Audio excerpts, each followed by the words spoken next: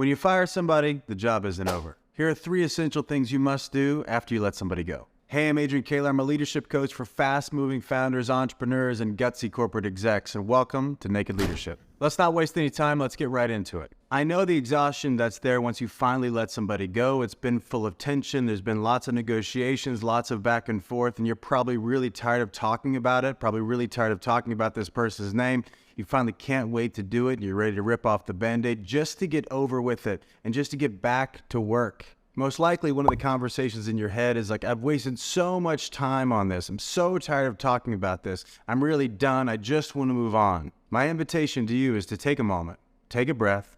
You want to make sure you do this part right. So here are the 3 things you must do once you fire somebody. So the first thing you must do when you're letting someone go or you're firing them is to decide right now about what kind of value you want to extract or what kind of gifts you want to give as you're walking somebody to the door. Here's what I mean. Most people typically do an exit interview, and they do that because HR said, or there's just policy, and we got to go check that box and ask a few bullshit questions and have a goodbye and blah, blah, blah. Don't do exit interviews. I want you to do a full debrief. So as you sit down with this person, I want you to pull yourself to the table and really honor them. Honor the fact that they've been there for however long they've been there. You want to extract any kind of learnings that were there that maybe even weren't voiced. And what do they really think? It's wisdom to learn from people you disagree with. So sit down and really understand their full perspective and get a final glimpse about what they think. If they were to stay longer, what would they be doing? What feedback from me do you have that you might not have given to me in the past? So now you're extracting all of that information. You might keep some of it. You might keep none of it. Either way is an opportunity for learning. And then what you're also doing is as you're engaging with them,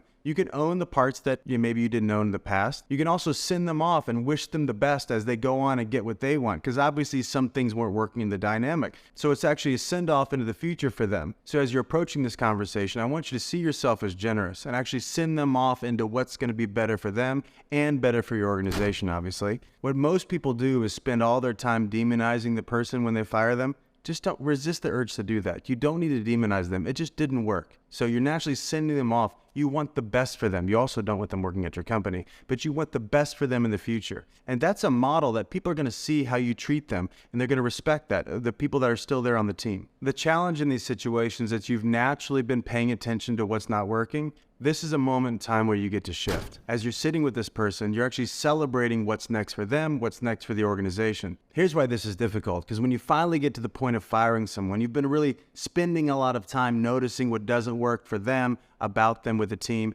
And so what this doesn't need to be is another opportunity to point out what didn't work from them. What it can be is an opportunity to celebrate the transition. Hey, we've decided that it's not a good fit for us moving forward. I want you to find the next team that works for you, and I want to be here to help you in whatever way I can for that to happen. I also want you to leave really well. So if you want them to leave well, you need to give them, be generous with them so that they leave with dignity, they leave with respect, they don't throw any grenades as they're leaving the building. That type of thing. The next must do is to get clear with the essential team about why you're having this transition. Because there are 2 main categories about why. One is around competence and around results, right? An objective conversation about what they delivered or didn't deliver. There's also things in the other bucket, which is around attitude, around who they were and how they showed up as a leader. And there's these components. We all saw this behavior on a regular basis. That type of behavior doesn't work for us, especially at this leadership level, or this is what we wanted from them and they couldn't bring it to the table. So it's a really great educational opportunity. Without slandering the person,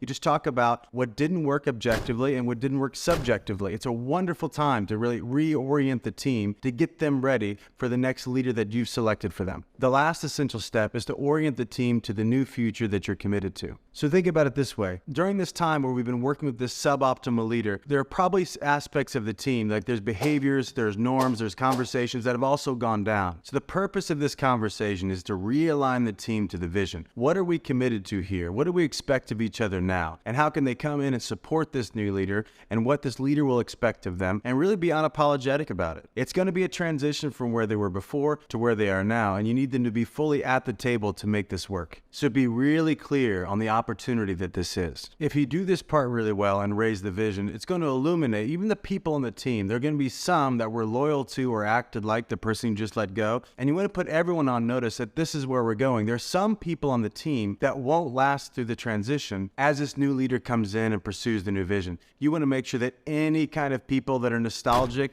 that are holding back, that don't want to participate, they get to go too. So in summary, these are the 3 essential things you must do when you're letting somebody go or you're firing them. As a leader, take your time. Make sure you do this well. If you handle this well, engagement goes up. If you handle it poorly, despair goes up. So take your time and do this right. Thanks so much for watching. If you enjoyed this and got value out of it, please like it and subscribe. And remember that your people are counting on you.